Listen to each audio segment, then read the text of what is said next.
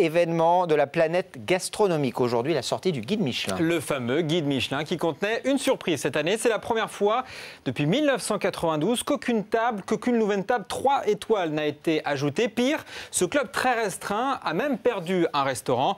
Après, il faut bien reconnaître que le Michelin reste un guide mythique, mais très controversé. Ses choix sont parfois jugés arbitraires, voire opaques. Alors, Jean-Rémy Baudot, c'est le journal de l'Écho. Est-ce que le Michelin, c'est une bonne affaire pour les restaurateurs? Les étoiles, par exemple, est-ce que ça fait monter les prix? Eh bien, c'est plutôt une bonne affaire. Il faut savoir qu'en général, ça permet effectivement de faire monter les prix. En moyenne, quand un restaurant entre dans la sélection Michelin, les prix augmentent de 9%. Certains, oui, l'ont calculé, mais c'est encore mieux si votre restaurant décroche une étoile. Là, en moyenne, les prix s'envolent de près de 30%. Le seul bémol pour les chefs, c'est que la restauration haut de gamme coûte très cher, les matières premières, le personnel coûte évidemment beaucoup plus cher que dans un restaurant classique. Les marges peuvent être souvent moins importantes, ce qui explique que certains chefs étoilés en profitent de leur notoriété pour ouvrir des bistrots ou encore sortir des livres, parfois beaucoup plus rentables, tout simplement.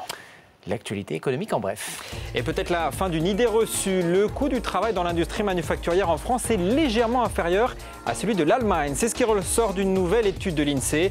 La précédente étude, dont le MEDEF s'était servi pour dénoncer la perte de compétitivité de la France, était en fait erronée. Mais le débat sur le coût du travail n'est pas tout à fait relancé dans les autres secteurs économiques. Un salarié français coûte tout de même 2,60 € de plus qu'un Allemand toutes les heures. Des Français et des Allemands qui travaillent main dans la main, c'est possible. C'est le cas de Renault et Daimler dans les voitures électriques. C'est Renault qui fournira des moteurs pour les futurs Smart et Twingo électriques. C'est Daimler qui fournira les batteries. Et puis Twitter suscite à nouveau les convoitises. JP Morgan pourrait investir 450 millions de dollars dans le réseau social. Une opération qui valoriserait Twitter à 4,5 milliards de dollars, soit la moitié des récentes estimations. Des chiffres qui relancent donc la question du prix réel des réseaux sociaux. Une question qui se pose aussi pour Facebook, dont le prix s'envole. Attention, la bulle Internet, nous rappelle le fondateur du site de rencontres Mythique. Au début, il y a 3 semaines, Facebook valait 50 milliards, puis 80, et là, apparemment 150. En 3 semaines, je doute qu'un site ou une entreprise puisse passer de 50 à 150. Mais tout ça, c'est des chiffres qui sont évoqués. Il n'y a pas encore de gens qui les ont achetés. La vraie valeur d'une boîte, c'est le jour où elle est vendue. C'est pas ce qu'elle vaut.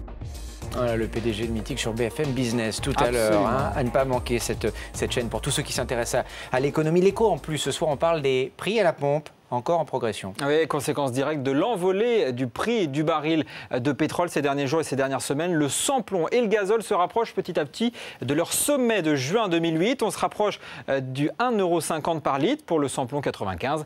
Même tendance, vous le voyez, pour le gazole utilisé par près de 80% des Français. Des prix qui devraient être battus la semaine prochaine. Patience, ça va continuer à monter. Merci Jean-Rémy. Plus d'écho avec vous sur BFM TV. C'est dans 1 heure. Merci.